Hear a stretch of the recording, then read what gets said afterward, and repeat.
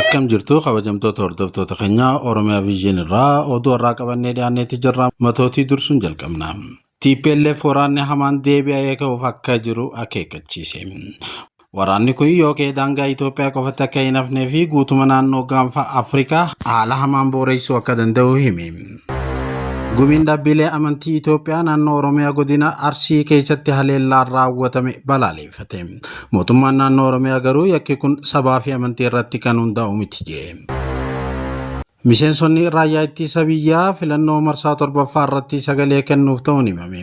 Namoonni biyya keessaa qe'ee buqqa'anii jiraatanis guyyaa sagalee itti kennan barameeti jira. Naannoo Oromiyaatti dhaddacha mana murtii irratti abbaa seeraatii fi himatamtuun ajjeefaman. Dhukaasa dhaddacha irratti banameen namoonni biraatis madaawaniiti jiru.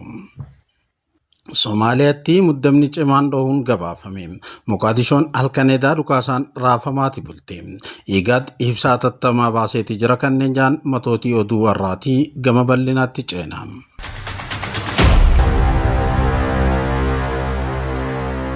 TPLF waraanni hamaan deebi'ee ka'uuf akka jiru akeekkachiise.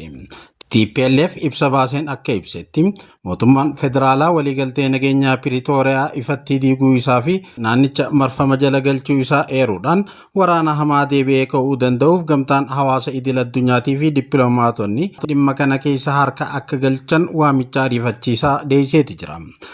Naannicha keessatti hanqina aangoo siyaasaa uumame duuchuudhaa fi itti fufiinsa dhaabbilee mirkaneessuudhaaf jiraattota naannichaa miliyoona 1 ol kan hirmaachise mariin bal'aan akka taasifame ibsi TPLF kun beeksiseeti jira. Haaluma kanaan manni marii bakka bu'oota uummataa naannoo Tigraay kan bara 2012tti filatamee ture gara aangoo abbaa biyyummaa isaatti akka deebi'u murtaa'uun isaa ifoomseeti jira. Manni marichaa gara hojiitti yommuu deebi'u caasaa seeraa raawwachiiftuu fi abbaa seeraa hirmaachisaa ta'e akka ijaaru kan ibsame yoo ta'u, paartiilee siyaasaa mormitootaatiifis kaabinee keessatti qoonni aangoo 33 akka kennamuuf waamichi dhiyaachuu isaa ibseeti jira. Haaluma kanaan naannicha keessatti rakkoon namoomaa fi dinagdee ammaa saalaa yaddee isaarra akka jiru waamichi addunyaa kun kan eere yoo ta'u, dhorkaan mootummaan federaalaa boba'aa fi meeshaalee daldalaa irra kaa'e sochii dinagdee guutumatti akka laamsheessee fi jireenya irratti miidhaa guddaa akka uume bal'inaan ibseeti jira. Kanaan malattis raayyaan ittisa biyyaa Itoophiyaa daangaawwan Tigraay irratti qophii waraanaa bal'aa fi marfama gochaa akka jiru ibsuudhaan gochi kun uummata irratti dhiibbaa xiinsammuu fi hawaasummaa guddaa uumuu himate. Gama biraatiin godaantonni Tigraay dhiyaa jiran gara qe'ee isaaniitti akka hin deebine mootummaa federaalaatii fi michoota isaatiin gufuun uumamaa akka jiruu fi dhaabbileen gargaarsa addunyaas deeggarsa isaanii dhaabaa dhufuu isaanii ibsi kun ni addeessa. Kallattiin siyaasaa naannichaa gara jabinaatti filannoo humna waraanaattii fi gara tokkee ta'utti siqamaa waan jiruuf sodaan waraana haaraa ka'uu kana booda tilmaama qofa osoo hin ta'in dhimma qabatamaan balbalirra gaheedha jechuudhaan ibsi TPLF kun akeekkachiiseeti jira. Waraanni kun yookiin daangaa Itoophiyaa qofatti akka hin hafnee fi guutuma naannoo gaafa Afrikaa haala hamaadhaan booreessuu akka danda'us eereeti jira. Nageenya waliinii buusuudhaaf ammaas taanaan bulchiinsi Tigraay fi TPLF mariif qophii ta'uu isaa ibsuudhaan dhaabbanni gamtaa idil addunyaa gamalachuu gara yaada mariitti fiduudhaan dhiibbaa dippiloomaasii isaa akka fayyadamu waamicha dhiyeesse. Gumiin dhaabbilee amantii Itoophiyaa naannoo Oromiyaa godina Arsii keessatti haleellaa raawwatame balaaleffate. Mootummaan naannoo Oromiyaa garuu yakki kun sabaa fi amantii irratti kan hundaa'e miti jedhe. Gumiin dhaabbilee amantii Itoophiyaa naannoo Oromiyaa godina Arsii keessatti Askoo Shirkaa Okkoloo Waabee fi Muneessaa keessatti lubbuun namoota nagaa ajjeefamuu fi bataskaanni gubamuu balaaleffate. Tajaajiltoota mana amantaatii fi amantoota irratti ajjeechaa sukkanneessaan raawwatamuu fi manni amantaa barbadaa'uu ibsuun ibsa bataskaanichi baase onnee cabaatiin kan hubatu ta'uu gumiin dhaabbilee amantii Itoophiyaa himeeti jira. Gumichi mootummaan itti gaafatamummaa isaa kabajee nageenyaa fi tasgabbii uummataa akka mirkaneessu waamicha dhiyeesse. Namoota yakka kana raawwatan seeratti akka dhiyeessuu fi uummataaf akka ibsuus gaafateeti jira. Mootummaan naannoo Oromiyaa yakki kun sabaa fi amantii irratti kan hundaa'e osoo hin taane waraanni bilisummaa Oromoo shanee itti gaafatamaa ta'uudha ibse. Miseensonni raayyaa ittisa biyyaa filannoo marsaa torbaffaa irratti sagalee kennuuf ta'uun himame. Namoonni biyya keessaa qe'ee irraa buqqa'anii jiraatanis guyyaa sagaleen itti kennan barameeti jira. Boordiin filannoo miseensonni waraanaatii fi namoonni biyya keessaa qe'ee irraa buqqa'an filannoo waliigalaa irratti sagalee kan kennan waxabajjii 2 akka ta'u beeksise. Boordiin filannoo kun bu'aan filannichaa inni dhumaa waxabajjii 4 akka labsamus himeeti jira.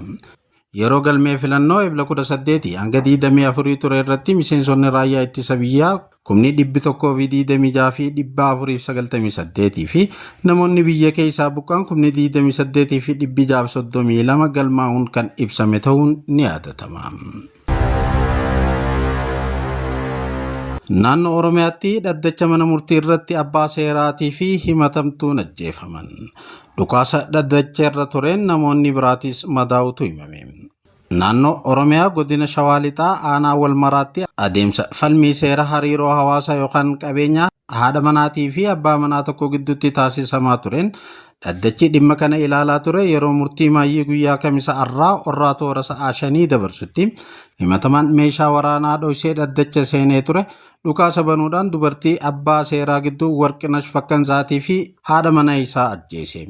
Himatamaan murtiin irratti dabruuf ture kun erga dhukaasee namoota 2 ajjeeseen booda ofitti dhukaasuudhaan of ajjeesuuf yaalus lubbuun isaa osoo hin dabrin hafeeti jira. Namoonni biroo dhaddacha kana irratti argaman madaa'uun gara hospitaalaa geeffame jechuudhaan reediyoo Waazeemaatu gabaase. Somaaliyaatti muddamni cimaan dhohuun gabaasame. Moqaadishoon halkan edaa dhukaasaan raasamaa bulte. Igaad ibsa hatattamaa baaseeti jira. Somaaliyaa keessatti waraanni mootummaatii fi humnoonni mormitootaa halkan edaa magaalaa muummee biyyattii Moqaadishoo keessatti dhukaasa ol jijjiiran. Mormitoonni pirezidaantii Hassan Mohaammed yeroo aangoo isaanii waggaa tokko dheeressuudhaaf heera mootummaa fooyyeessuu isaa mormuudhaan guyyaa irraa hiriira gaggeessuudhaaf qopheessaatti turan. Garuu hiriirri sun osoo hin gaggeeffamin halkan edaa hooggantoonni naannolee pirezidaanticha morman magaalaa guddoo seenuudhaan walitti bu'insi hamaa fi dhukaasni meeshaa waraanaa halkan guutuu dhagahamaa buluu fi magaalattiin qilleensa haaraatiin hagoogamuu Ajaans Firaans Pirees gabaaseeti jira. Ministeerri muummee Somaaliyaa duraanii Hassan Alii Kahaayiree yeroo mormii karaa nagaatiin gaggeessuudhaaf qopheessaa jiranitti humnoonni mootummaa dhukaasa jalqaban jechuudhaan himate. Imbaasiin Ameerikaa Moqaadishootti argamu walitti bu'insicha dantaa dhabummaan kan uumame jechuudhaan kan balaaleeffate yoo ta'u, walitti bu'insi kun mariidhaan akka furamus gaafateeti jira. Haala kan hordofuudhaan tumsi misooma mootummoota baha Afrikaa yookaan IGAD ibsa hatattamaa baaseeti jira. Rakkoon kun yaaddoo cimaa kan itti uume ta'uu hime. Hoogganaan IGAD Dr. Warqinah Gabayyoo tarkaanfiin humnaa kamiyyuu akka dhaabbatuu fi hirmaattonni hundi walitti bu'insa tasgabbeessanii gara marii nagaa fi waliigaltee deebi'uun rakkoo isaanii akka furan waamicha dhiyeessan. IGAD yeroo murteessaa kana keessatti bu'uura mootummaa nageenyaa fi tokkummaa biyya Somaaliyaa tikfachuun baay'ee barbaachisaa ta'uu ibseeti jira. Egaa kabajamtoota hordoftoota keenya oduun arraaf Oromiyaa Vision Media irraa qabannee dhiyaanne kana fakkaata. Chaanaala keenya subscribe, like, share godhuu hin dagatinaa isiniin jecha nagee isinit dhaamanna.